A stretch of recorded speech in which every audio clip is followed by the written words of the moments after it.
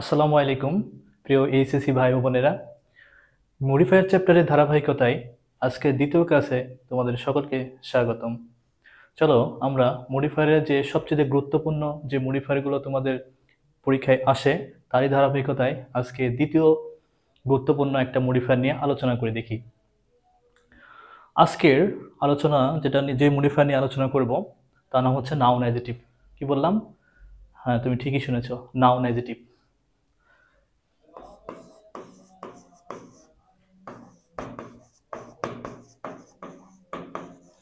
Noun adjective.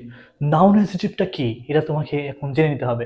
নামের মধ্যেই কিন্তু মূল বিষয় লুকিয়ে আছে। দেখো, নাউন অ্যাডজেক্টিভ তার মানে এখানে বোঝাচ্ছে একটা নাউন অ্যাডজেক্টিভের মতো কাজ করবে, তাকে আমরা বলবো নাউন অ্যাডজেক্টিভ। তাহলে গঠনটা কি হবে জেনে নি।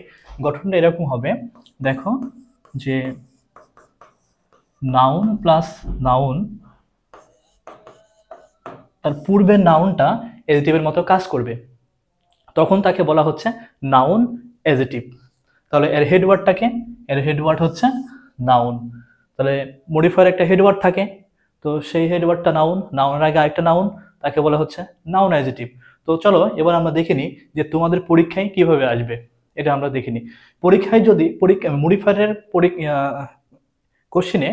কোশ্চেনে একটা ক্লু দেওয়া থাকে, তো ওই ক্লুটা কিভাবে আসতে পারে নাউন অ্যাডজেক্টিভে সেটা আমরা দেখে নেব।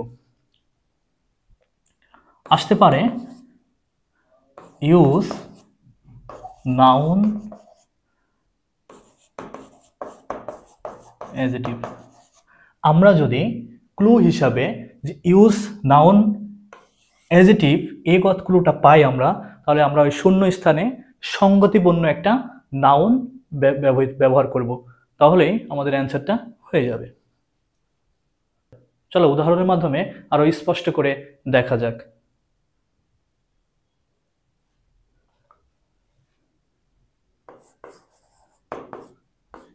This is a dash use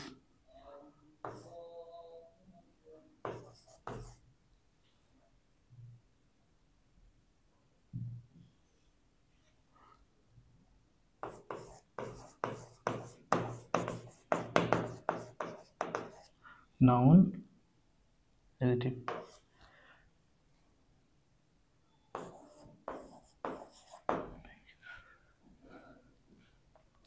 উদাহরণ দিকে লক্ষ্য করো যে তোমাদের শূন্য স্থানের একটা ক্লু দেওয়া আছে, ক্লুটা দেওয়া আছে ইউজ নাউন অ্যাডজেক্টিভ। তাহলে তোমরা ক্লাসের ধারাবাহিকতায় বুঝে গেছো যে আসলে অ্যান্সারটা কি হবে। অ্যান্সারটা কি হবে বন্ধুরা?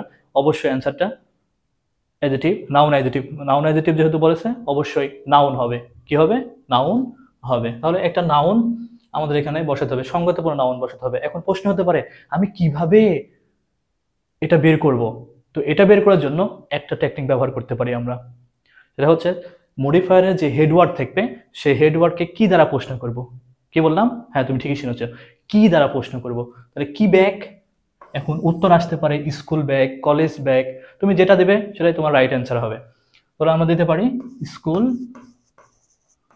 ব্যাগ। আশা করি তোমরা ক্লাসটি বুঝেছো।